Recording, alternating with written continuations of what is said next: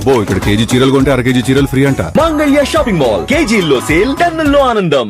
Smart ration కార్డుల అంశాన్ని రాద్ధాంతం చేయొద్దని మంత్రి ఉత్తమ్ కుమార్ రెడ్డి అన్నారు. అరకొర ఇచ్చిన వాళ్లు, అసలు ఇవ్వని వాళ్లు కామెంట్స్ చేస్తున్నారని ఆయన మండిపడ్డారు. తమ ప్రయత్నాన్ని విమర్శించడం మాని అభినందించాలని సూచించారు. రాష్ట్ర వ్యాప్తంగా 3.4 కోట్ల మందికి స్మార్ట్ రేషన్ కార్డులు ఇస్తున్నట్లు మంత్రి ఉత్తమ్ కుమార్ రెడ్డి చెప్పారు. పారదర్శకత కోసమే స్మార్ట్ కార్డుల పంపిణీ జరుగుతుందన్నారు. రాష్ట్రంలో 2.16 లక్షల మెట్రిక్ టన్నుల సన్న బియ్యం పంపిణీ చేస్తున్నామని, నిరుపేదల కడుపు నింపే స్మార్ట్ కార్డులపై రాజకీయం చేయొద్దన్నారు.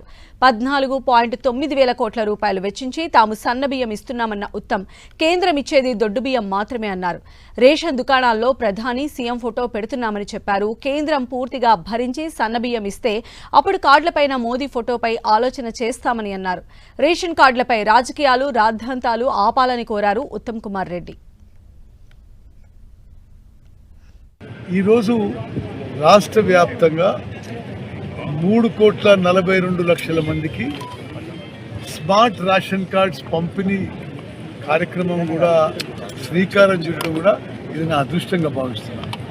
3.42 మందికి 6 కిలోలు ఉచితంగా సన్నబియ్యం ఇస్తున్నాము.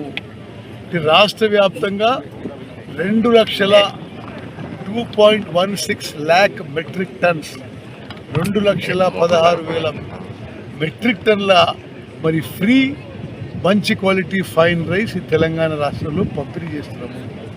దానికి స్మార్ట్ కార్డ్స్ మరి పంపిణీ ఈరోజు ప్రారంభం చేసినాము. ఇప్పుడు దీనికి రాజకీయం రాద్ధాంతం చేయొద్దు.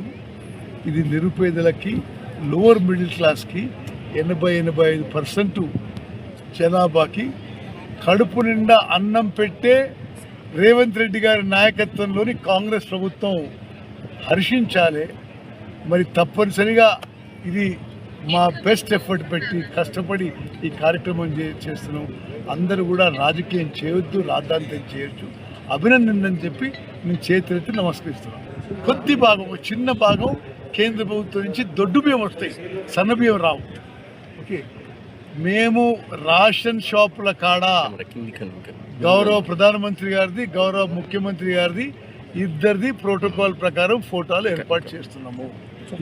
ఇటువంటి మంచి సందర్భంగా ఇన్ని కోట్ల మంది నిరుపేదలకి మేలు జరిగేటప్పుడు రాద్ధాంతం చేయడం, రాజకీయం చేయడం ఇది తగదు.